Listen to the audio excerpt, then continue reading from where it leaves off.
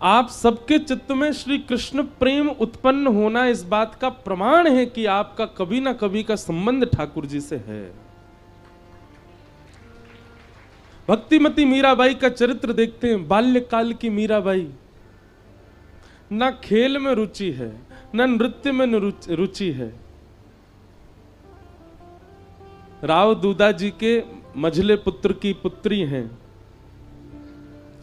घर में कोई कमी नहीं है मीराबाई के। वो सारे ऐश्वर्य, सारे सुख मीराबाई के चरण चूमते हैं, जिसके लिए पूरी दुनिया लालायित रहती है।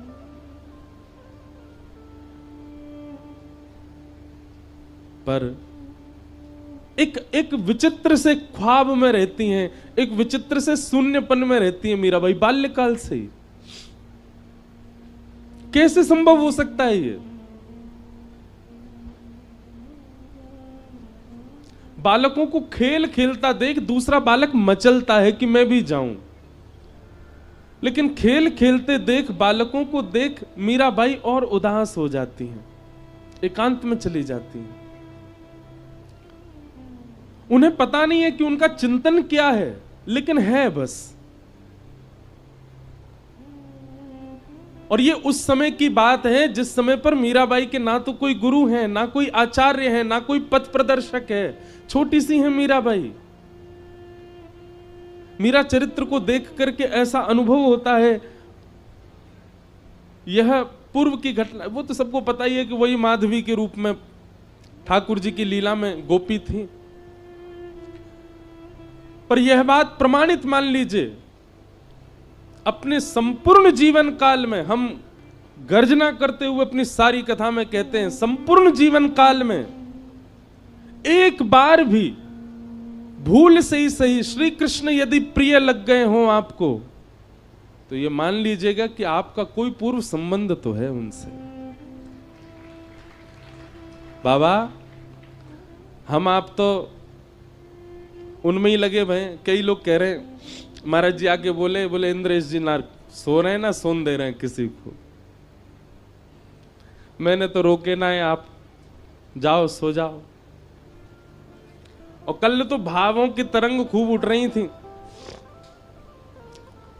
लेकिन लाल जी की इच्छा जैसी रही। नहीं तो कल तो महाराज जी 5 रास के वर्णन करने थे, तो मैंने की 7 तो यहीं बज जाएंगे। 7, 8, 9 बज। एक ही रास जल विहार को यदि प्रसंग छेड़ देते ठाकुर जी के, तो वही में ही निकल जाना हो पूरा समय। हमने तो रोके नहीं आप लोग, और ना हमने ज्यादा किसी को कही कि आओ, लेकिन आप सब एक रस, एक स्थिरता में सब बैठे थे। इतनी संख्या में कल वहां लोग आए हुए थे। और जब कथा चल रही थी तो नेत्र बंद करके मैं बोल रहा था, तो मुझे ये लग ही नहीं रहा था कि इतने लोग बैठे होंगे। बिल्कुल शांत मुद्रा में सब बैठे हैं। इस बात का प्रमाण है कि आप कभी ना कभी ठाकुर जी से मिले तो हो, कभी को संबंध तो है। कई जन्मों से बुला रहे हो, कोई तो नाता जरूर होगा। नजरों से नजरें मिला ना पाऊं, मेरी नजर का कसूर होगा। दिशा हम सबकी निश्चित है, बस उस दिशा में बैठाने वाला एक सद्गुरु चाहिए। उस दिशा की तरफ मोड़ देने वाला एक पथ प्रदर्शक चाहिए। रास्ता तो है, बस रास्ता दिखे इस घनघोर अंधियारे में, उसके लिए एक प्रकाश चाहिए। संसार के विषय रूपी अंधेरे में हम सब हैं, पथ हमारे सामने है, पर हम चल नहीं पा रहे। क्यों? क्योंकि प्रकाश नहीं है, गुरु जीवन में नहीं है। मीराबाई शून्य रहती हैं, ना जाने किस चिंतन में रहती हैं।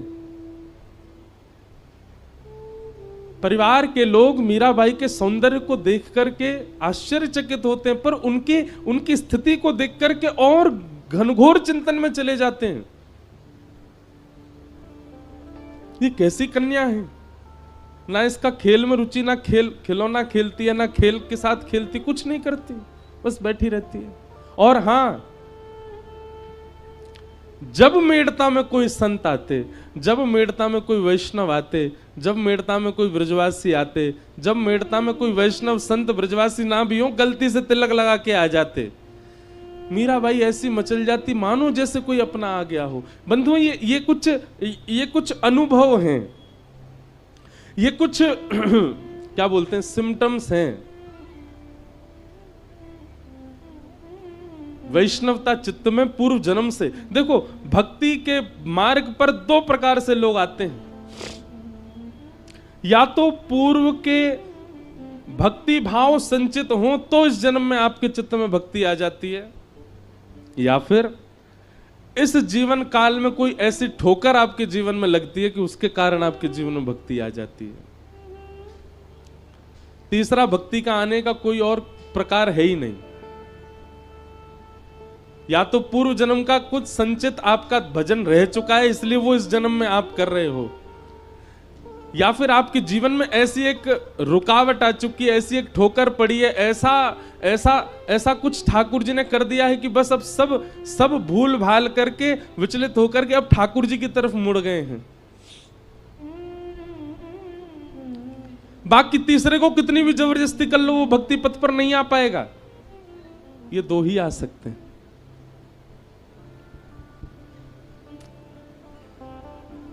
तो ये इस बात का प्रमाण है कि वैष्णव प्रिय लगते हैं, संत जन प्रिय लगते हैं, गैया प्रिय लगती है, ब्रज प्रिय लगता है, नाम प्रिय लगता है, लीला प्रिय लगती है, रूप प्रिय लगता है, धाम प्रिय लगता है। तो इस बात का प्रमाण है कि ठाकुर जी को आप प्रिय लगते हो, इसीलिए वो प्रियता उत्पन्न हो रही है।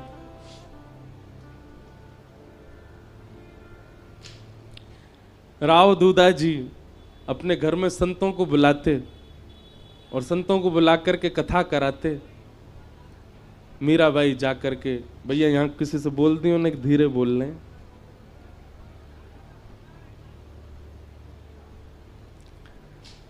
मीराबाई जा करके उस कथा में ऐसे विराजमान हो जाती, अरे उत्तर मीमांसा पूर्व मीमांसा वेदों की ऋचाओं पर प्रवचन, जिनके प्रवचन सुनने के लिए इतनी गम्यता चाहिए, उन प्रवचनों को सबसे आगे बैठ करके मीराबाई एकांत चित्त नन्ही सी बालिका बैठ करके श्रवण करती।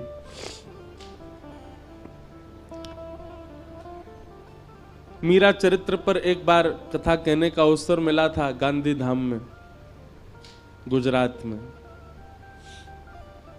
ये वृंदावन प्यारो वृंदावन जो पद है ना, ये अभी गांधी धाम में ही लिखा गया, और जिनके घर लिखा गया वो बैठे हैं यहाँ पर। उन्हीं के स्थान पर गांधी धाम एक गुप्त वृंदावन जैसा है, वहीं प्रकट होते हैं कई भाव।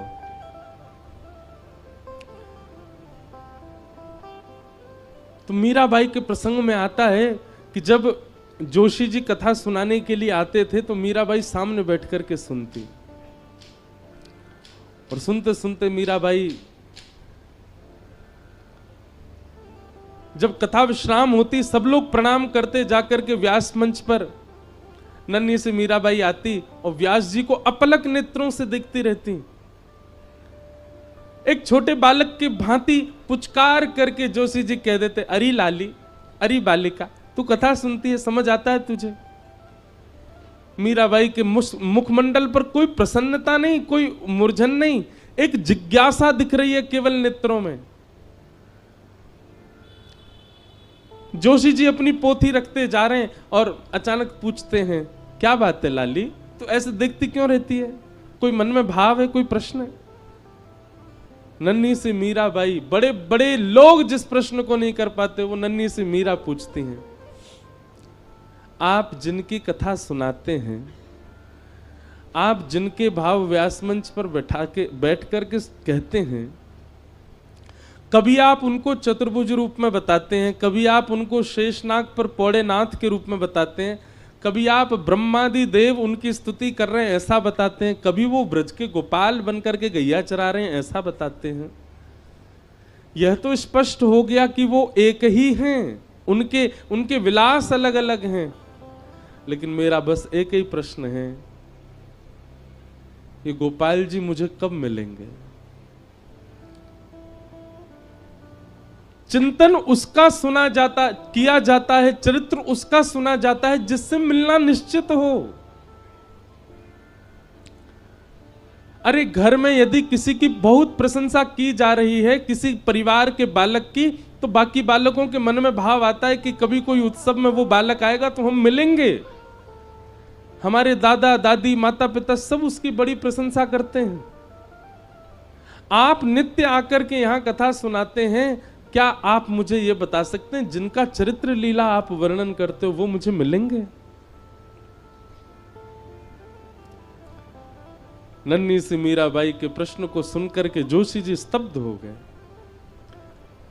बाल भाव से देख रहे हैं, पर मीराबाई के नेत्रों में प्राप्ति की जो प्यास है वो जोशी जी को स्पष्ट दिख रही है। जोशी जी ने मीराबाई के सिर पर हाथ फेर करके कहा, लाली, गुरु जीवन में आएंगे और वही तुमको ठाकुर जी के पास ले जाएंगे, वही तुमको ठाकुर जी दिलाएंगे। प्रतीक्षा करती रही। यह भी पूछा कब आएंगे गुरु, कोई समय निश्चित है उनका? बंधुओं, मैं अपनी कथा में एक बात स्पष्ट करके कह दूं आपसे, बहुत ध्यानपूर्वक सुनिएगा। वक्ता हजार हैं, वाणियां हजार हैं, लच्छेदार वाणियां अद्भुत हैं, पर आपके गुरु वही हैं जिनकी उपस्थिति, जिनका दर्शन, जिनके पथ से आपके चित्त में कृष्ण प्रेम पहले से अधिक बढ़ जाए। जिनकी उपस्थिति से, जिनकी वाणी से, जिनके कथन से, जिनके वचनों से, मैं हर कथा में कहता हूं व्यास प्रिय लग रहा है, यह उचित नहीं है। अरे हम बिचौलियां हैं, हम प्रिय नहीं लगने चाहिए। हमारे संकीर्तन करते हैं चित्र विचित्र महाराज, जब ठाकुर जी का यश गाते हैं तो ये प्रिय नहीं लगने चाहिए, इनके भावसों कुंज बिहारी प्रिय लगने चाहिए। पूनम दीदी जब नेत्र बंद करके गाती हैं तब श्री जी प्रिय लगनी चाहिए, ललिता विशाखा बरसाना प्रिय लगना चाहिए। गुरु वही है जिसकी उपस्थिति से आपको ठाकुर जी और प्रिय लगने लग जाए, ठाकुर जी और स्पष्ट होने लग जाए।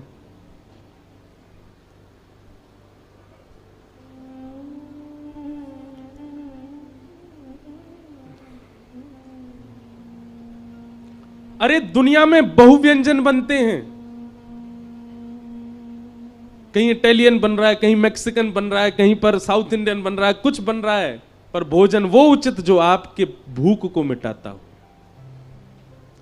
और कई बार नहीं, हर बार वह भोजन मां के हाथ की सामान्य रोटी और दाल ही होती है। भोजन अति विशिष्ट नहीं चाहिए, भूख मिटनी चाहिए। गुरु वह है गुरु वही जो हरि सो मिलावे, गुरु वही जो हरि की राह दिखा दे, और गुरु वही जो सब छड़ वृंदावन बसा दे, वही गुरु है। और क्षमा कीजिएगा, ऐसे गुरु आपके ढूंढने से नहीं मिलेंगे, ऐसे गुरु आपको ढूंढेंगे, उनकी वाणी आपको ढूंढेगी। और कैसे ढूंढेगी? निद्रा हो, सुसुप्ति हो, स्वप्न हो, स्नान हो, खान हो, चलना हो, डोलना हो, हंसना हो, रोना हो, हर स्थिति में उस गुरु के कोई वाक्य गूंजते रहेंगे चित्त में। उन गुरु का चिंतन आता रहेगा पुनश्च पुनः आपके चित्त में। घर में विवाह का प्रसंग है, सब नाच रहे हैं, गा रहे हैं, पर आपके चित्त में एक क्षण के लिए इस सब प्रसंग के बीच में भी आपके गुरु का उनका स्मरण हो गया जिनसे आप वृंदावन मिलके आए थे, उनका स्मरण हो गया जिनकी बैठे बैठे आपने कथा सुन ली थी। रात्रि स्वप्न में या निद्रा में उनकी स्मृति हो रही है, जिनके वचनामृत सुनकर के आप अपनी तन की स्थिति भूल गए थे।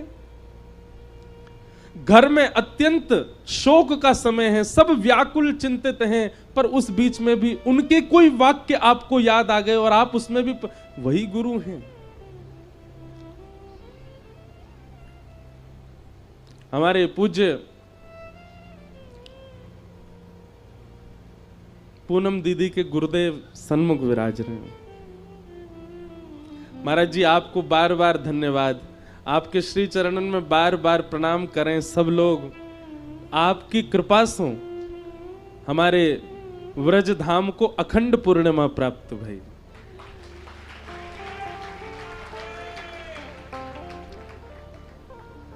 महाराज जी सामान्य, महाराज मैं पहले दिन कथा करके जब नीचे उतरो, महाराज जी को प्रणाम करके गयो। दूसरे दिन जब कथा करके गयो, महाराज जी ने मुझको गले से लगायो और गले लगा के मुझसे बोले, मुझे दक्षिणा दे दी महाराज जी ने। महाराज जी बोले मैंने कथाएं बहुत सुनी, मैंने कथाएं बहुत कही, पर आपकी कथा से कृष्ण प्रिय लग रहे हैं और प्रिय लग रहे हैं।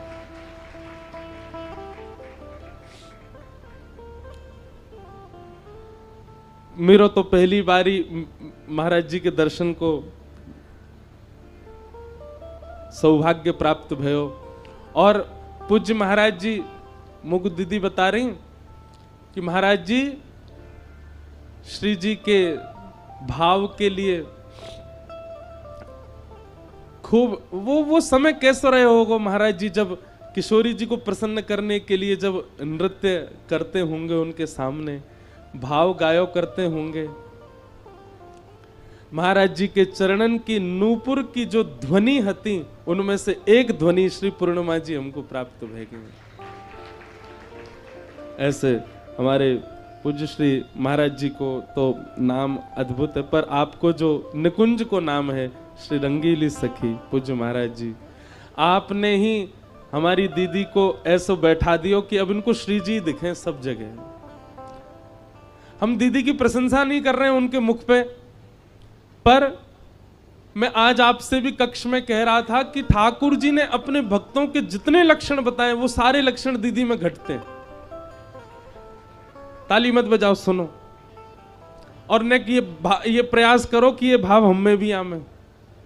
ठाकुर जी से किसी ने कहा आपकी महिमा तो सब बताते हैं, आपका रूप तो सब बताते हैं, आपके भक्तों का रूप आप बताओ।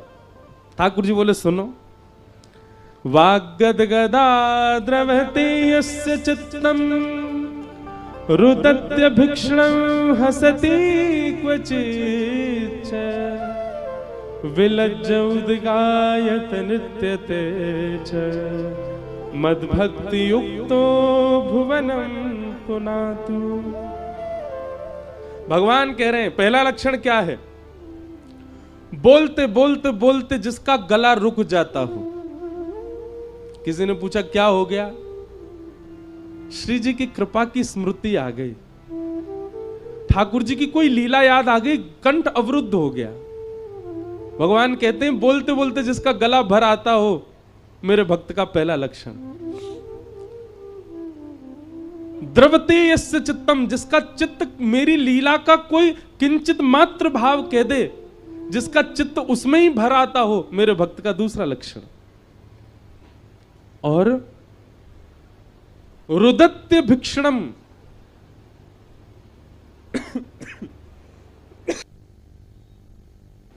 रुदन अत्यंत रुदन। मैं कई प्रसंग तो जानबूझ करके नहीं बोलता, क्योंकि सामान्य प्रसंग बोलने पर आपकी स्थिति इतनी ऐसी हो जाए। सब लोग मुझे बोले महाराज जी आप कथा करके गए, हमको 1 महीना लगा दीदी को संभालने में। आज कथा विश्राम है रही है, कल मोको भोपाल निकलना है। अब मैं इस असमंजस में हूं कि मैं कैसे जाऊं गिरिराज जी से। क्यों? क्योंकि गयो तो दीदी तो बहुत व्याकुल है। रुदत्य भिक्षणम, ठाकुर जी कह रहे हैं, और फिर हसित रुदत्य भिक्षणम हसती क्वचिच्च। और एक बात याद रखना, बहुत भाव में रहने वाला, बहुत कृष्ण विरह में रुदन करने वाला, वो हंसता भी बहुत है। जब हंसी में आता होगा तो वह कोई रोक ना पाता होगा। हसती क्वचिच्च। और तीसरा 1 2 3 4 लक्षण हो गए। 5वां लक्षण ठाकुर जी कह रहे हैं विलज्ज उद्गायत नृत्यते च। निर्लज्ज होकर के, विलज्ज होकर के जो मेरा संकीर्तन करता हो, और जब नृत्य करने पर आवे तो यह भी विचार ना करे कि कौन देख रहा है, कहां से मेरे वस्त्र उधर रहे हैं, कहां क्या मैं क्या नृत्य कर रहा हूं, मेरे रूप की भंगिमा कैसी बन रही है, मेरे केश खुल रहे हैं, ये सब विचार भी उसको ना होता हो। भगवान कहते हैं ये लक्षण जिसमें हो मदभक्ति युक्त हो, वो मेरा भक्त है। और ये सारे लक्षण हमारी पूनम दीदी में दिखाई देते हैं। ये सब भाव है, और ये इन सब में इनका कोई बल नहीं है, इनकी कोई योग्यता नहीं है, इनकी कोई गम्यता नहीं है, सब कृपा इनके गुरुदेव की। इनके गुरुदेव प्रसन्न होकर के इनको देख लेते हैं, उसी से ही दीदी का इतना भाव बन जाता है। मीराबाई को भी यह प्रतीक्षा है कि मेरे गुरु कब आएंगे, और तभी आगमन हुआ आपके नगर में श्री रैदास जी का।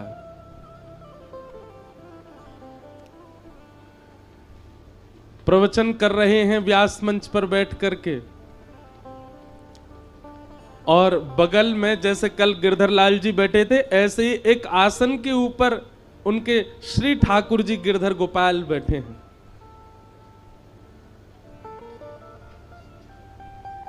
जय।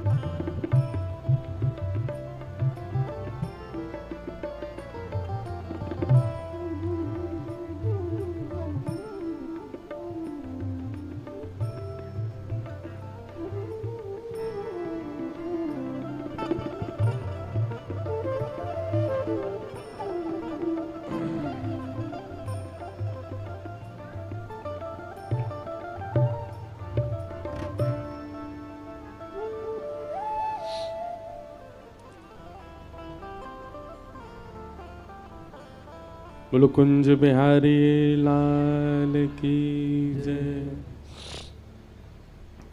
परम सौभाग्य है आज जटेरी धाम के पूज्य महाराज जी हम आप सबके मध्य में विराज रहे हैं। पूर्व में गिरिराज जी में कथा हुई तो महाराज जी उसमें पधारे और महाराज जी ने ऐसी अद्भुत रुद्र वीणा से पूरी कथा को आनंदित किया। आज पूज्य महाराज जी पुनः पधारे, आपके श्री चरणों में बारंबार प्रणाम। ले मीरा है गिरधर तेरा। यहाँ मीराबाई के गुरुजी पधारे हैं और तभी व्यास मंच पर पूज्य महाराज जी पधारे हैं। देखो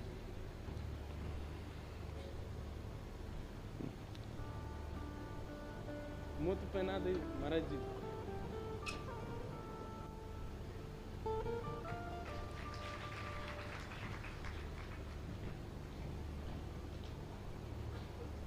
हमारी ललिता जी है ना निकुंज में, ललिता जी जिनके अवतार हमारे स्वामी श्री हरदास जी महाराज हुए। किशोरी जी की सखीन में ललिता जी बड़ी भोरी हैं, बहुत सीधी। किशोरी जी से वो ज्यादा भोरी हैं।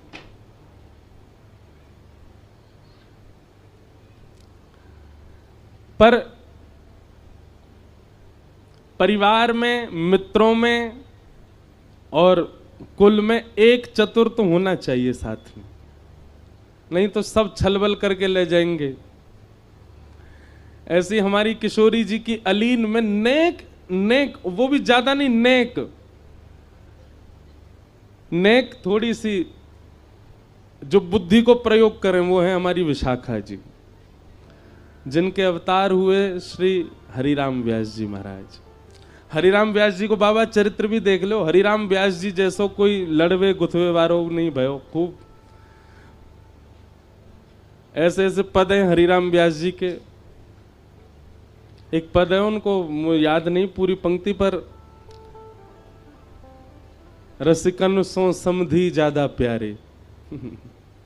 हरिराम व्यास जी के भाव, वृंदावन से जो वृंदावन को पीट करके चले जाते हैं हरिराम व्यास जी, वाक्य का जी भी पद लिखे हैं, बोले उनके सिर पनही पनैया। हरिराम व्यास जी थोड़ा हास्यपद भाव भी है उनको।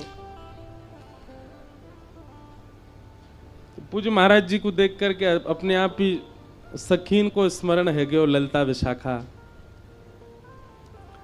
एक लीला बहुत सुंदर, अभी भक्तमाल जी कथा वही तो बड़ी लीलाएं वहां में सुनाई। तो एक लीला आवे कि ठाकुर जी विशाखा जी से बात कर रहे हैं। क्यों ठाकुर जी ललता जी से बात करें, तो ललता जी तो बड़ी भोरी हैं। किशोरी जी से कोई बात मनवानी हो तो ललता जी तो इतनो संकोच करें कि सन्मुख जावे में भी सकुचा में। ठाकुर जी बोले भैया निकुंज की कोई काम बनवाने हो तो विशाखा जी को पकड़ो, बहुत सावधानी से, जो मैया घूम रही हैं बैठ जाओ। ठाकुर जी बोले किशोरी जी से, विशाखा जी से, विशाखा जी श्री जी को एक समझाओ आप। विशाखा जी बोले कहा भाई? बोले हर रोज मान करें, इतनो मान करें मुंह पे रोज रूठ जाए मोते। अरे मैं इतनो लाड़ लो लाल अपने नंद यशोदा को, पलकन में रखे मोह को यशोदा मैया नंद बाबा। पूरे नंद भवन में सब मेरी आज्ञा ऐसो माने, लाला कहे और हम करें। ऐसो लाड़ चाव को जोड़ा में, ठाकुर जी अपनी स्थिति बता रहे हैं। पर निकुंज में आती ऐसो है जाऊं मेरी कोई कदर ही ना है। कितनों श्रृंगार करके आ जाऊं श्री जी तो नाराज है जाए। काय बात ते नाराज है गई है? बोले मैंने तो आज विचार किया कि आप नील वर्ण पहन के आओगे, आप पीत वर्ण कैसे पहने आए? ठाकुर जी बोले कई अब हर बार विचार मिले पर कभी कभी ना भी मिले, पर श्री जी तो मान कर लें। एक दिन श्री जी या बात सो रूठ गई कि ये नीली मणि पहन के आए, वहां में कोई गोपी दिख रही है। अंत में पता चली वो श्री जी ही दिख रही, अपनों ही प्रतिबिंब देख के गुस्सा है गई जी कौन गोपी बैठी है जा में। हे विशाखा जी तुम श्री जी को समझाओ, बहुत मान करें। वैसे एक बात कहूं, ठाकुर जी यूं कहते जा रहे हैं, अच्छा तो लगे मुझको जी मान कर ले, मैं मनाऊं इनको, वही से तो लीला को पूरा श्रृंगार बने। पर कभी कभी तो अवकाश होना चाहिए ना, जरूर रोज ही मान करें।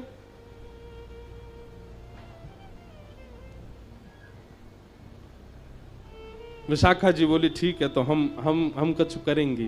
वो ठीक है।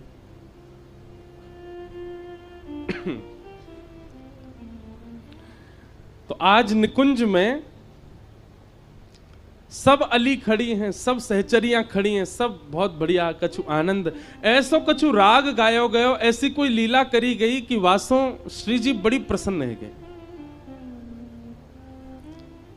और इतनी प्रसन्न भाई, इतनी प्रसन्न है कि प्रसन्न है करके सेज पे बैठी बैठी श्री जी कहें आज तो भैया तुम सबरी कछु मांग ले, जो मांगोगी सो दूंगी।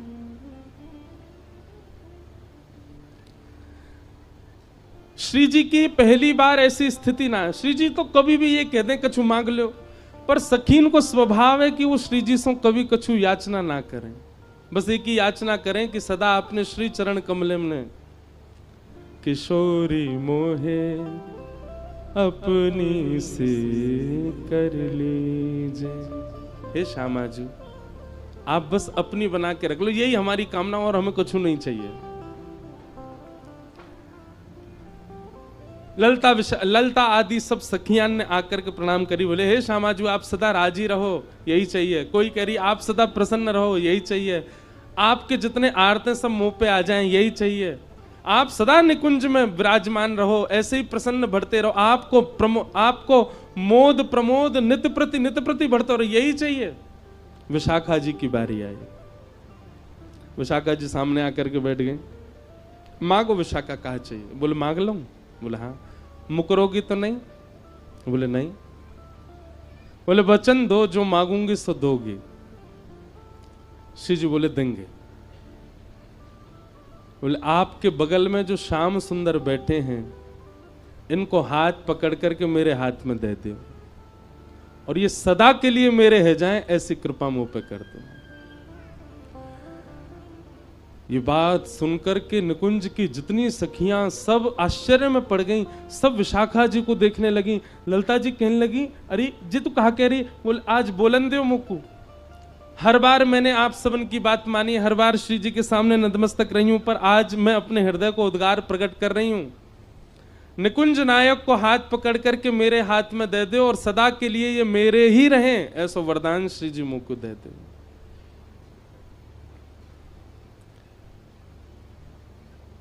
श्री जी स्तब्ध हो गए, तुरंत अपने आसन से खड़ी है गई और बगल में विराज रहे श्याम सुंदर भी अपना हाथ खींच रहे हैं और विशाखा जी से कहने, अरे विशाखा जी ये सब करवे की थोड़ी कही मैंने, जी कहा कर रही हो आप? विशाखा जी बोली, तुम शांत रहो, तुम्हारी बात नहीं जी, मैं अपने मन के भाव कह रही हूं। किशोरी जी ने तुरंत हाथ पकड़ करके विशाखा जी के हाथ में दे दियो और विशाखा जी को उठा करके निकुंज के सिंहासन पर बिठा दियो और स्वयं चमर लेकर के डुराने लगी। क्यों? निकुंज नायक के बगल में जो उनकी बैठे वही निकुंज की नायिका है। ये दृश्य देख करके, यह छवि देख करके सब सखियां रुदन करने लगी। अरे विशाखा जी तू कैसी लीला कर रही है? तू कहां कर रही है? तू स्वामिनी जी को श्रम दे रही है। सब बोलते रहे पर विशाखा जी तुरंत बैठ गई ठाकुर जी को हाथ पकड़ के और जैसे ही सिंहासन पर बैठी, सिंहासन पर बैठ करके श्री जी की अदा में विशाखा जी बोल रही हैं, आज मैं अति प्रसन्न हूं, निकुंज की सब सखीन को कछु देनो चाहूं। सब सखियां नंबर से आ रही हैं, विशाखा जी सबको कछु ना कछु प्रदान करती जा रही हैं। चमर डोरा रही, श्री जी के हाथ पकड़े और के सन्मुख आई। सन्मुख आकर के श्री जी से कही, मैं आपसे बड़ी प्रसन्न हूं। अब निकुंज की नायिका बन गई ना, या हमारी याद तरीका के शब्द बोल रही हैं, मैं आपसे बड़ी प्रसन्न हूं।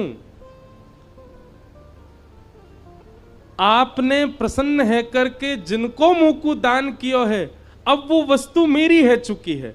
मतलब श्री कृष्ण को दान आपने मुंह को किया, अब ये मेरी वस्तु है और इस समय मैं निकुंज की नायिका हूं, तो या भाव से मैं अपनी वस्तु आपको प्रदान कर रही हूं। सदा इनको ध्यान रखियो, कभी कोई आंच इनके ऊपर नहीं आवे। और मेरी आपसे एक ही इच्छा है, कहा मेरी वस्तु जो मैं आपको प्रदान कर रही हूं, इन पर कभी मान मत करियो। मेरी वस्तु है, मेरी वस्तु पे आप मान कैसे कर सको? विशाखा जी चाहती तो सीधी किशोरी जी से प्रार्थना कर लेती कि आप ठाकुर जी पे मान मत करो, पर ये विशाखा जी ने ऐसी लीला करी कि सिंहासन पे बैठ के ठाकुर जी अपने कर ली और अपने करके अब किशोरी जी से कह रही हैं, अब मैं अपनी वस्तु आपको दे रही हूं, तो दूसरे की वस्तु पे मान करने को अधिकार नहीं है। हे किशोरी जी, मैं अपनी हृदय की वस्तु जो आपने मुंह को दी वही मैं आपको प्रदान कर रही हूं। मेरी वस्तु को ध्यान रखियो और आपको हर भाव को अधिकार है, पर अब मान मत करियो, मेरी वस्तु पर मान मत करियो। काउदना मुंह को पता नहीं चल जाए कि श्याम सुंदर आज रूठे बैठे। किशोरी जी ने विशाखा जी को हृदय से लगा लियो। इतने में ही देखे सिंहासन पर ठाकुर जी कहाँ गए, नीचे देखी तो पौड़े हुए चरणन में। जय हो विशाखा जी, बढ़िया तुमने बात करी, मैंने कहा लीला रचाई तुमने, ऐसा करके अरे सीधे ही कर देती, पर नहीं, आपकी बुद्धि को प्रणाम है। पहले मैं अपनों कर लियो, अपनों करके फिर किशोरी जी को देके करी, अब इन पर मान मत करियो, जो मेरे वस्तु है। ऐसे सखीन को हम प्रणाम करें, ऐसी गोपीन को हम प्रणाम करें जिन्होंने ठाकुर जी अपने वश में कर लिए। महाराज जी को देख के अचानक स्मृति सी आई कि सखीन को प्रणाम कर लियो जाए। तो मैं निवेदन कर रहे हो भैया कि गोपी भाव यानी कि वह प्रेम की स्थिति, जिस प्रेम की स्थिति की गम्यता में हम विचार भी नहीं कर सकते, वह प्रदान करने की सामर्थ्य ना ही किसी यज्ञ में है, ना ही किसी तप में है, ना ही किसी जप में है, ना ही ब्रजवास में है, ना ही दुनिया भर के सब क्रियाकलापों में है। वह गोपी प्रेम भाव देने की क्षमता केवल और केवल गुरु कृपा में है। गुरु कृपा यदि कर दें तो वह हो सकता है। आप कहेंगे गोपियों के कौन गुरु हैं? साक्षात श्री किशोरी जी। किशोरी जी की कृपा से गोपियों को श्री कृष्ण प्राप्त हुए हैं। बिना, कल कथा में श्रवण कर रहे थे रासपंच अध्याय में, अंतर ध्यान हो गए ठाकुर जी। तो बिना गुरु के ठाकुर जी मिलेंगे तो अंतर ध्यान ही रह जाएंगे। तब गुरु शरण में जानो पड़ेगा और गुरु कृपा करके कछु ऐसा करवाएंगे, कछु ऐसी योजना बनाएंगे। अरे गुरु सामान्य से सामान्य नियम बता दे, वाकू भी अपने सिरोधार्य करके पालन करो। किशोरी जी की कृपा से गोपीन को ठाकुर जी प्राप्त भये। रैदास आए और आकर के कथा श्रवण करा रहे थे। मीराबाई सामने बैठ करके श्रवण कर रही हैं और तभी दृष्टि पड़ी बगल में विराज रहे ठाकुर जी के ऊपर। गिरधर छवि देख करके एक भुजा ऊंची, दूसरी भुजा कटी भाग पर, नीचे नेत्र हैं और नाग दमन, इंद्र दमन, देव दमन, 3 दमन ठाकुर जी हैं श्री श्रीनाथ जी। और इस छवि को जब देखा, मीराबाई के नेत्र बंद हो गए। कथा में बैठे बैठे मानो पूर्ण स्मृति उनके हृदय में जागृत हो गई। सब ब्रजवासी 56 भोग बना रहे हैं, अपनी अपनी बैलगाड़ी में धारण करके गिरिराज जी पर लेकर के जा रहे हैं। और इन्हीं ब्रजवासी में एक गोपी माधवी भी जा रही है। ठाकुर जी के दर्शन की लालसा चित्त में उत्पन्न हो गई है। इंद्र ने मेघमालान की वर्षा करके ऐसी मूसलाधार बारिश करी कि श्री ठाकुर जी ने अपनी दोनों भुजाओं से गिरिराज जी उठा करके अपने बाम हस्त की कन्या उंगली पर धारण कर लिए। त्रिभंग लली श्याम सुंदर गिरिराज धारण करके खड़े हैं। लाखों ब्रजवासी चारों ओर खड़े हैं छड़ी लगा करके। तभी माधवी के मन में भाव आयो कि मैं दर्शन तो करूं या गिरधर छवि को। जैसे ही सन्मुख गई हैं, नेत्रों में पानी आ गया, ओझल हो गए। ठाकुर जी दिखाई नहीं दे रहे मीराबाई को, माधवी को। ये सब मीराबाई को चिंतन हो रहा है। और चिंतन करती करती सामने बैठी हुई नन्ही सी मीरा रुदन कर रही है। रोते विलखते गई है ठाकुर जी के पास। मुझे आप दिख नहीं रहे हो नाथ, आपकी आकृति अनुभव हो रही है पर आपका रूप दिख नहीं रहा है, कृपा करो मुझे दिखाइए ना आपका रूप।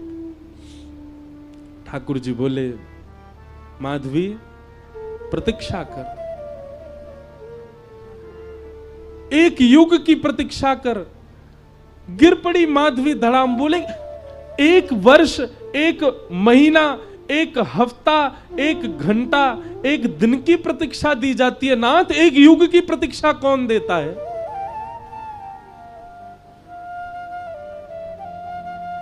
ठाकुर जी कह रहे हैं, जितनो ताप, जितनो संताप, जितनो विरह, जितनी व्याकुलता, उतना प्रेम प्रगाढ़। कलयुग में मैं अन्य गोपियन नहीं मिलूंगा, या युग में मैं 3.25 साढ़े 3 करोड़ गोपियन के संग रास विहार करूंगा। पर कलयुग में तो एक ही गोपी आवेगी और वही से रास विहार करूंगा, वो होगी तू। वाके काजे 3.5 करोड़ गोपियन को विरह तो को सहनो पड़ेगा।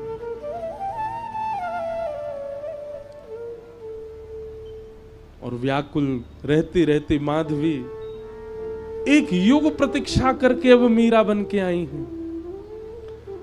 और आज जैसे ही वह स्वरूप देखा, स्मृति आ गई। ठाकुर जी ने पहले ही संकेत किया था, संत के माध्यम से, गुरु के माध्यम से तेरे जीवन में आऊंगा मैं। मेरे रूप को देखते ही तो को पूर्व जन्म की सबरी स्मृति है जाएंगी।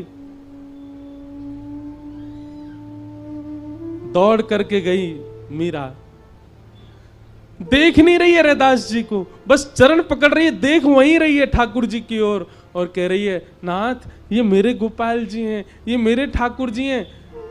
सब लोग अचंभित हो गए परिवार के, ये क्या हो रहा है? और मीराबाई बस कुछ भी बोले जा रही है। इनने गिरिराज जी उठा लिए, अरे बामस्त की कन्नी उंगली पर उठा लिए, सब छड़ी लेकर के खड़े। मैंने इनसे प्रार्थना करी, मुझको दिख जाओ, नहीं दिखे मुझको। एक युग की प्रतीक्षा करवाई है इनने। मैं मटकी भरवे गई, वो चाय वे आ गए मेरे सामने, मेरे समान लंबे है गए। इनके सखासों मेरो ब्याह भयो, पालकी में घुस गए मेरी में। कैसी दुर्भाग्यशालिनी में मेरे सामने बैठ करके मुझसे कह रहे अपना रूप दिखा दे, मैंने नहीं दिखायो। बहुत वर्षन की प्रतीक्षा के बाद मेरे जीवन में आए। आपसे आज्ञा लेना चाहूं, इनको मुकु दे दो। आज मुझे किसी ने ये प्रश्न भी पूछा है, अब यह भी एक संयोग है कि उसने यही प्रश्न किया कि किसी और के सेवा के ठाकुर जी मुझे इतने भा रहे हैं, किसी और के सेवा के ठाकुर जी मुझे इतने प्रिय लग रहे हैं, मैं क्या करूं महाराज जी? उनसे मांगूं, उनसे कहूं तो कोई अपने ठाकुर जी कैसे दे? पर उनके ठाकुर जी स्वप्न में आते हैं, उनके ठाकुर जी चिंतन में आते हैं। हमारी बात बहुत ध्यान से सुनो, इस लीला से यह स्पष्ट हो जाएगा। ठाकुर जी अर्चक के देने से नहीं आएंगे, ठाकुर जी अपनी इच्छा से आएंगे। गोपाल भट्ट गोस्वामी के ठाकुर जी कितने करोड़ों लोगों के हृदय के सम्राट बने बैठे, राधा रमन लाल।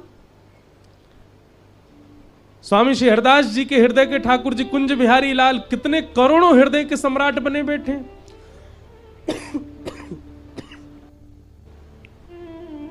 और किसी के अर्चना के ठाकुर जी आपके स्वप्न में आ रहे हैं, तो अब आपको और क्या चाहिए? प्रत्यक्ष तो ठाकुर जी को आना होगा तो आ ही जाएंगे, लेकिन आप कभी अर्चक से जाके याचना मत कर देना कि अपने ठाकुर जी दे दो। अरे अर्चक से पूछो वो कितने भाव से अपने ठाकुर जी को सजाता है, कितने भाव से ठाकुर। हमारे गिरधर लाल, कितने लोग श्रोता कथा में ऐसे आते हैं, उनको ल्यों लगे इनको लेके भाग जाए हम, लेकिन जादना ऐसा कोई ने प्रयास भी कर लियो, मेरो का होएगो, मेरे तो प्राण बसे उनमें।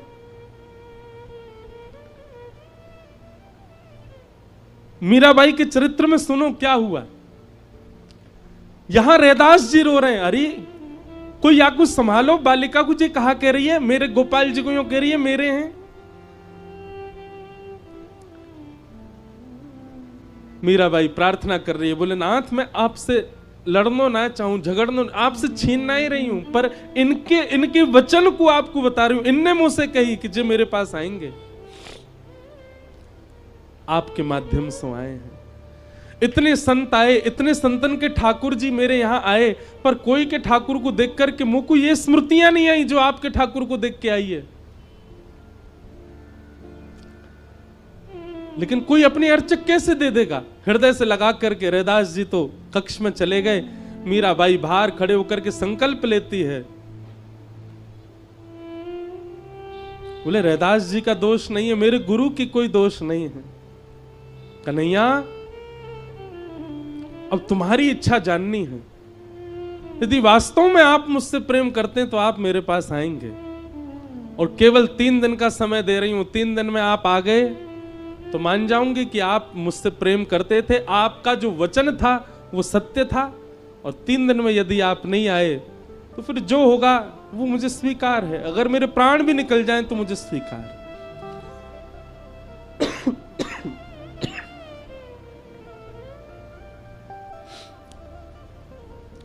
3 दिन तक अनशन करके पड़ी है मीराबाई नन्ही सी, और रैदास जी की सेवा में क्या हो रहा है, बार बार सेवा करते करते कभी वंशी जी गिर जाती हैं, कभी मुकुट उतर जाता है, कभी मालाएं गिरने लगती हैं। रैदास जी भी मनी मन संकुचित हो रहे हैं और ठाकुर जी से कह रहे हैं, लाल जी कहीं ऐसा तो नहीं कि आपकी भी इच्छा है उस बालिका के पास जाने की? रात्रि में शयन कराया ठाकुर जी को, ठाकुर जी स्वप्न में प्रकट हो गए रैदास जी के, और प्रकट होकर के कहते हैं, बोले बाबा आपकी सेवा से मैं बड़ा प्रसन्न हूं, पर अब प्रत्यक्ष सेवा की मेरी इच्छा मीराबाई से है। आप कृपा करेंगे तो या विश्व को या जगत को एक प्रेम की ध्वजा प्राप्त होगी। रही बात आपकी, तो मैं आपके चित्त में सदा रहूंगा, जब जब नेत्र बंद करोगे तब तब मेरा प्रत्यक्ष दर्शन करोगे। पर अभी मैं आपसे चाहूं कि आप अपनी सेवा अब मीरा को प्रदान करो। बहुत रोए रैदास, ठाकुर जी के चरणों में बिलक बिलक करके रोए, नाथ मुझसे कोई त्रुटि भई हो तो क्षमा करो।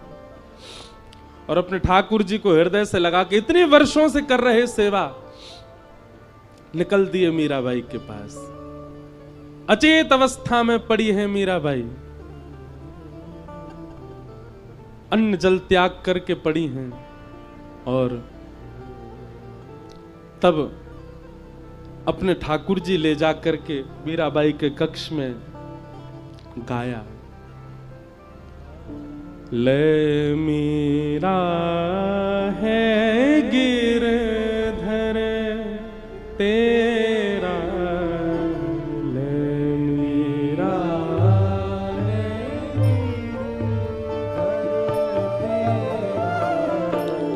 ले मीरा है गिरधर तेरा, यह मीरा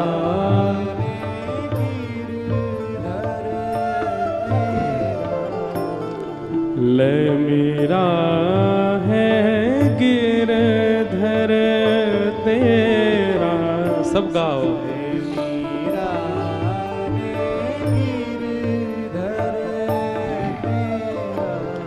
सेवा पूर्ण भई अब मेरी, सेवा पूर्ण भई अब मेरी, सेवा पूरी भई अब मेरी, सेवा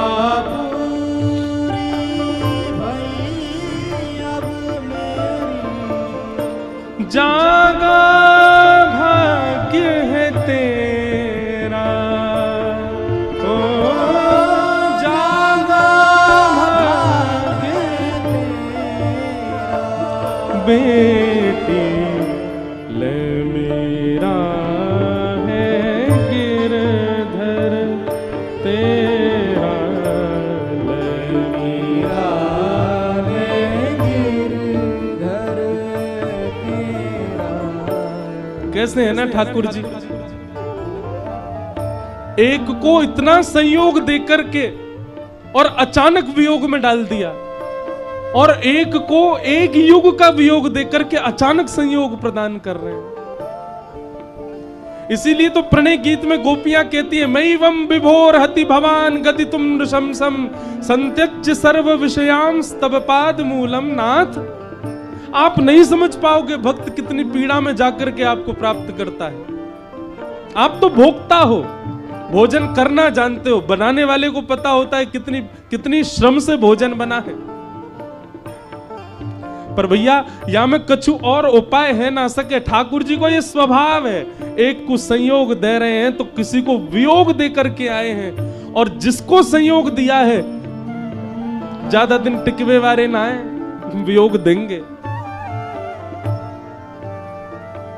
मेरा कहने का आश्रय ऐसा नहीं कि ठाकुर जी चले जाएंगे, वियोग किसी भी रूप में दे सकते हैं। जरूरी नहीं है कि पास रहने वाले का सदैव संयोग, कई बार पास रहने वाले का भी वियोग रहता है चित्त में।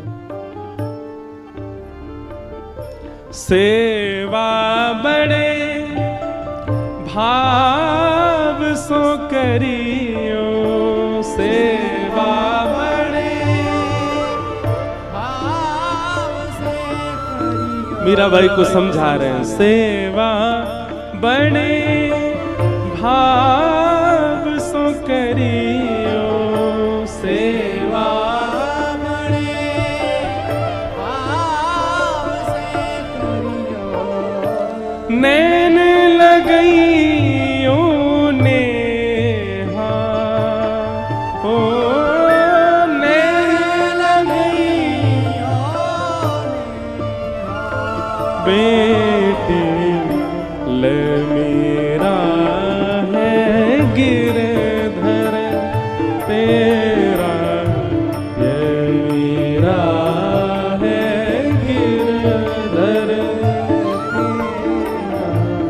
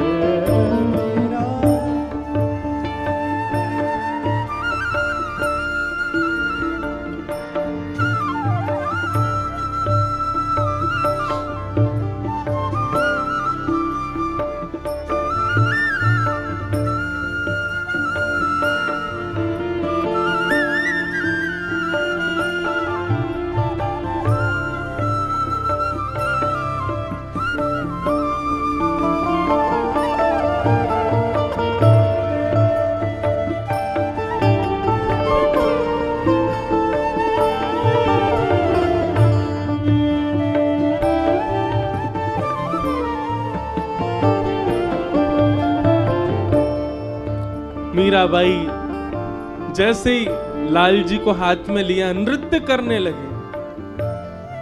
एक ही कक्ष में, एक ही छत के नीचे संयोग वियोग एक साथ दिखाई दे रहे हैं। मीराबाई नाच रही है और श्री रैदास जी बस अपने नेत्र बंद करके अविरल अश्रुधार बहा रहे हैं, रुदन कर रहे हैं। तभी मीराबाई को थोड़ा मन में भाव उत्पन्न हुआ। संभालने के लिए गई थोड़ा उनके पास में, बोले बाबा आप इतना रो मत, आप इतने व्याकुल मत हो, मैं सह लूंगी विरह वेदना, मैं पीड़ा सह लूंगी, पर आप ऐसे मत रहो। अगर आपको लगे कि ये उचित नहीं तो आप श्री ठाकुर जी की सेवा करो, पर मेरी स्थिति तो ये कि मैं विरह सहवे लायक अब हूं नहीं, प्राण ही निकलेंगे मेरे तो। रैदास जी कहते नहीं, सो ही सुहागन प्रिय जाहिरी झे,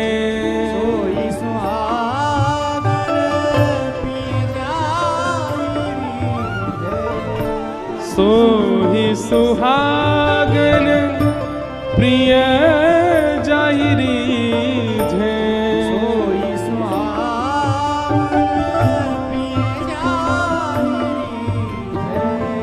कैसा तेरा मेरा हो, कैसा तेरा लाली, ये तेरे और मेरे नहीं है, इनके और उनके नहीं है, ये तेरे मेरे इनके उनके नहीं है, ये वाक्य हैं, ये जा से रीझ गए हों,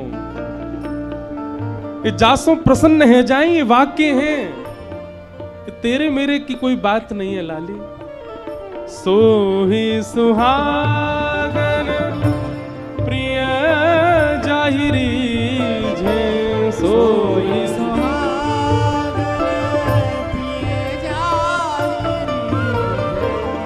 कैसा तेरा मेरा हो, कैसा तेरा मेरा, बेटे मेरा है गिरधर तेरा, मेरा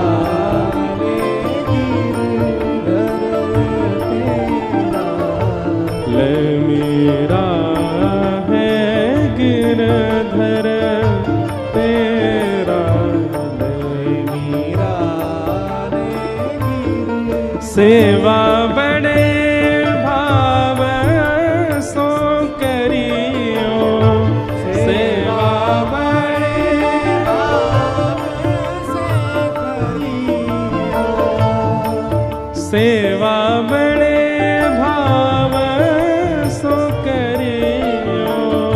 सेवा बड़े भाव से करियो, हे जागा भाग्य है तेरा,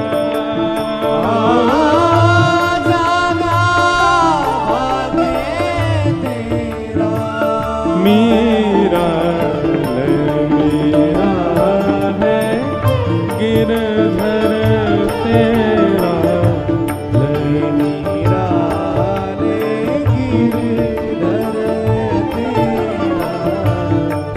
मेरा है गिरधर तेरा,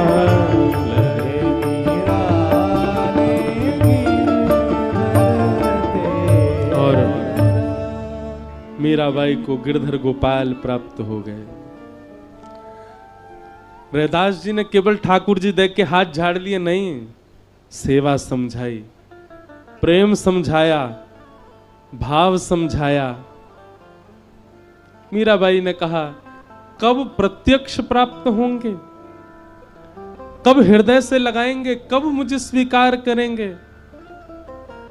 तब ले गए मेड़ता की ऊंची अटारी पर और वहां से उस दिशा की ओर दिखाया जिस दिशा में वृंदावन है, और कहा बिटिया यही दिशा है तेरी, इसी दिशा में है वो नगर जिस नगर में जिस नगर से प्रेम पुष्ट होता है, जिस नगर से ये पुष्ट होते हैं, ये गाढ़ आलिंगन करके प्राप्त होते हैं, बस अब तुम्हारा जीवन और कुछ नहीं है। ये दिशा ही तुम्हारी है, ये वो नगर ही तुम्हारा है, वो वही सब कुछ है तुम्हारा। और मीराबाई बस अब प्रतीक्षा कर रही है कब वो समय आवेगा। देखो, एक बात मैं कथा में कहा करता हूं, वृंदावन मन करे जावे को तो अदबद के अपने आप पहुंच मत जाए करो। धन के बल पर, साधन के बल पर वृंदावन दौड़ के मत पहुंच जाया करो, तो प्रतीक्षा करो। वृंदावन ऐसी स्थिति बनावे कि आप कोई प्रयास नहीं कर रहे हैं, पुनः अपने आप आपको वृंदावन जाना पड़ रहा है, तो समझो कि हां वृंदावन ने बुलाया है। दो स्थिति में वृंदावन आया जाता है, बहुत ध्यान से सुनना। पहली स्थिति, अब प्रयास करने वाले, ऐसा नहीं कि आप बात को सुन के प्रयास ही नहीं करें, आओ ही नहीं, आओ पर एक आध बार अपने प्रयास से आओ, पर कभी कभी ऐसा कुछ करो कि आपने कोई प्रयास नहीं किया, अपने आप वृंदावन ने निमंत्रण करके और आपको ऐसा बानिक बनाया कि आप आई गए वृंदावन। वृंदावन को बुलाने दो, वृंदावन को खींचने दो। और दूसरा कि अब प्राण धीरज रख ही नहीं रहे, अब प्राण निकल ही जाएंगे और कोई उपचार नहीं है, अब प्राण टिक नहीं सकते वृंदावन के बगैर, तो वृंदावन। मीराबाई नहीं आई वृंदावन, कितने वर्षों बाद, हां गाया खूब वृंदावन को, भजा खूब वृंदावन को।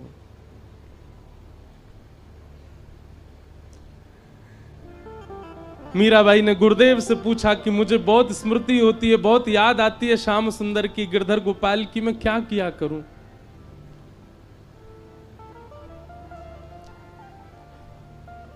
गुरुदेव ने कहा, मेड़ता से कोई ना कोई वृंदावन जाता रहता है मीराबाई।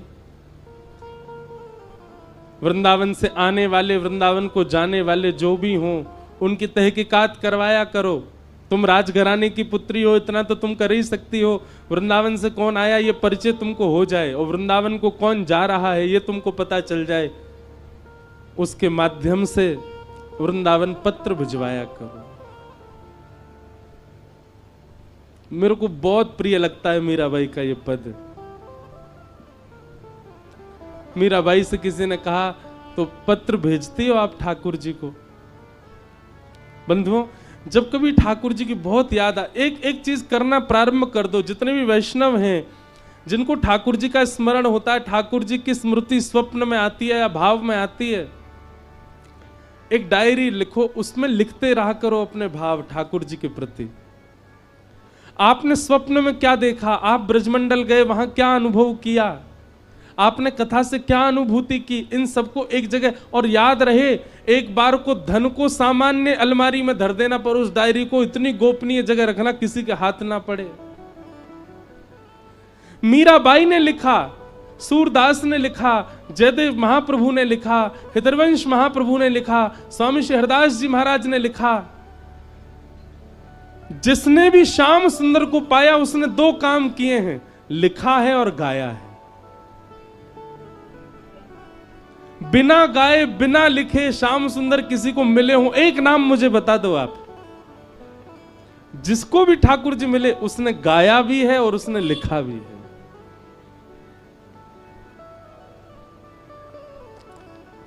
मीराबाई कहती है, गुरुदेव आज्ञा तो करके गए थे कि वृंदावन को पत्र लिखा करो, पर मेरी तो स्थिति बड़ी भयावह हो गई है। क्यों? मीराबाई कहती हैं, पतियां मैं कैसे लिखूं, लिखी ही न जाए पतियां। सब लोग गाओ।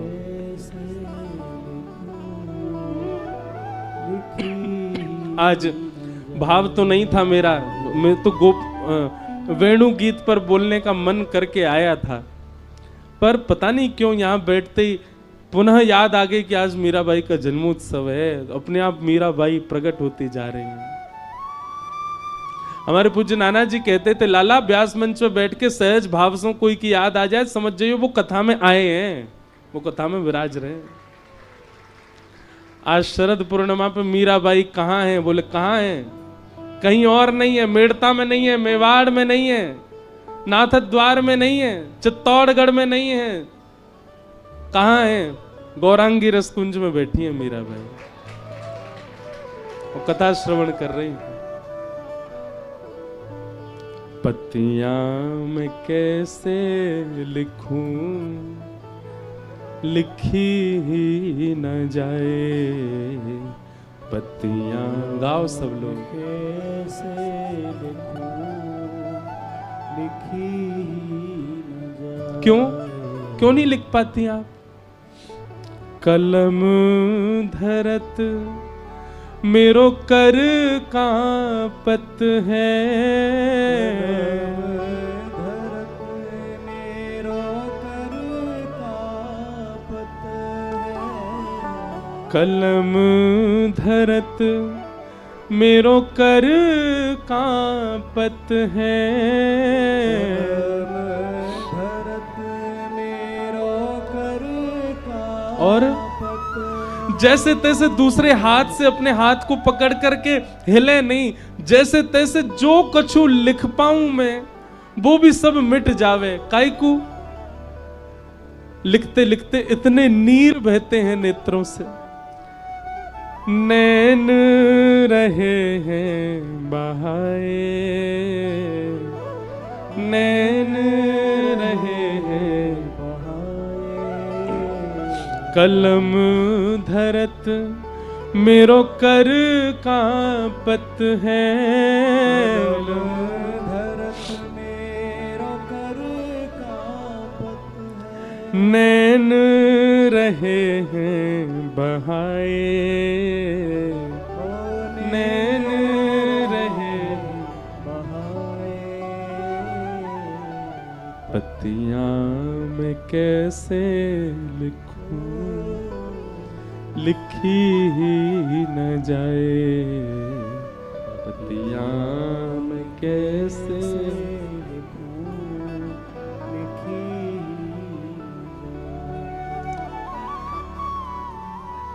और एक भाव और है मीराबाई का, पता है? वृंदावन से आने वाला और वृंदावन को जाने वाला जो भी आता था मेड़ता में, मीराबाई उसको एक ही नाम से पुकारती थी। क्या? अरे मारा उद्धव आ गया, मेरा उद्धव आ गया, मेरे उद्धव जी आ गए। अपना पत्र लेकर के जाती, पत्र में कुछ भी नहीं लिखा है, सब ऐसे स्याही पे जल डाल दो पूरा फैल जाता, ऐसे पत्र होते थे मीराबाई के। एक बार किसी ने कहा, बोले मीराबाई आपके पत्र में वृंदावन ले तो जाते, उसमें कुछ समझ तो आता नहीं है। मीराबाई बोली, सारी कलम बह गई है, इतने अश्रु निकल गए हैं, जिसके लिए पत्र लिखा है उसको पत्र की स्थिति देख के ही समझ में आ जाएगा कि मेरी प्रीत कैसी है। कानूड़ो सुजाने मारी प्रीत, कानूड़ो सुजाने मारी प्रीत।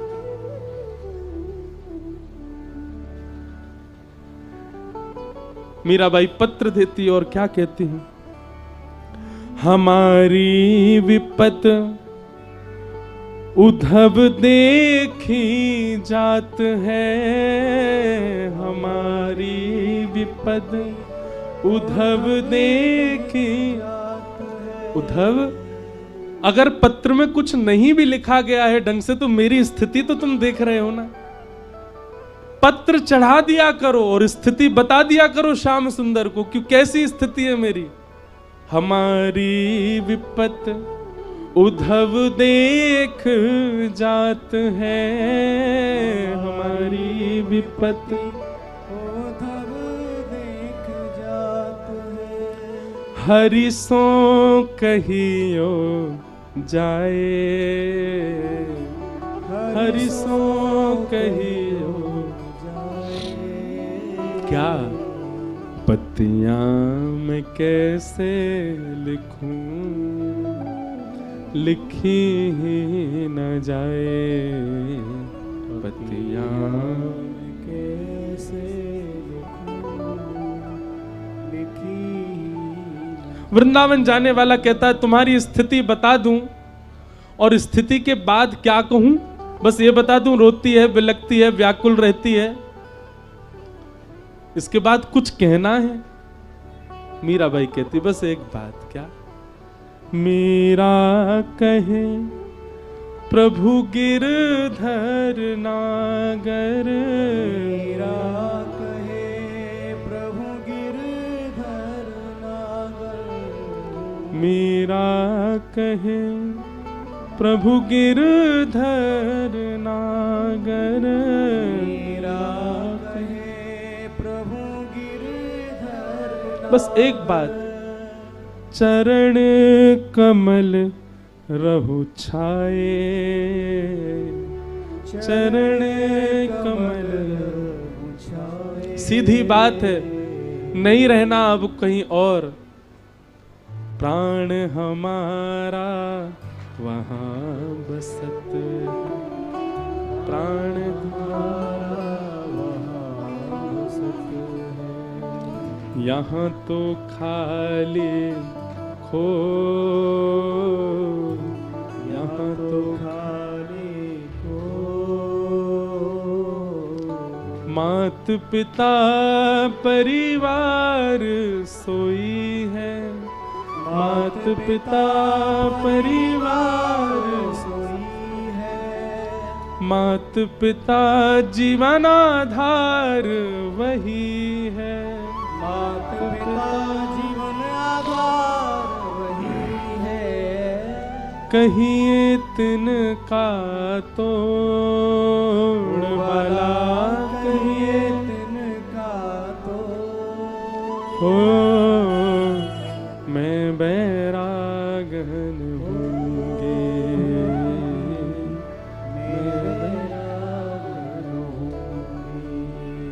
पत्तियां मैं कैसे लिखूं, लिखी ही न जाए पत्तियां मैं कैसे लिखूं, लिखी जाए।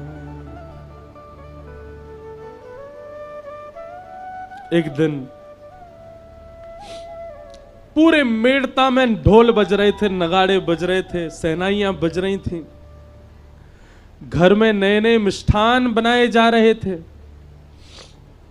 मीराबाई अपने ठाकुर की सेवा करके जब देखती हैं चारों ओर इतनी साज सज्जे सजावट चल रही है, किसी से पूछती हैं क्या हो रहा है। तब किसी ने कहा अरे मीरा, राजस्थान के सबसे बड़े राजघराने की बहू बनने जा रही हो तुम। मेवाड़ के राजा राजभोज आज तुम्हें देखने के लिए आ रहे हैं। बहुत रोई मीराबाई, अपनी मां से मना किया, पिताजी से मना किया, परिवार वालों से मना किया, मैं केवल गिरधर की हूं, आप मेरी स्थिति समझिए, मैं संसार के सामान्य संबंधों में नहीं बंध सकती, संसार के संबंध जिस लिए होते हैं वो मुझसे नहीं हो पाएंगे, मैं उसके लिए नहीं हूं। आप गलत करेंगे, मेरे साथ नहीं, मेरे साथ कुछ गलत नहीं होगा, मेरे साथ तो ठाकुर जी हैं, पर गलत होगा उस व्यक्ति के साथ जिससे आप मेरा विवाह करेंगे। वो जिस आश से मुझे ब्याहना चाहते वो आशा मैं पूरी नहीं कर सकती। वो परिवार जिस आश से एक बहू को लाना चाहता है वो सब क्रिया मेरे से संभव नहीं होंगी। पर कोई नहीं समझ रहा है मीराबाई को। राजा भोज के साथ वार्ता हुई मीराबाई की, मीराबाई ने सब स्पष्ट कर दिया, क्षमा करें पर मेरा परिवार नहीं मान रहा है, पर मैं आपके लायक नहीं हूं, जो एक सामान्य कन्या के गुण होते हैं वो मुझ में नहीं है। एक पत्नी व्रत पातिव्रता धर्म क्या होता है ये मैं नहीं कर पाऊंगी, मैं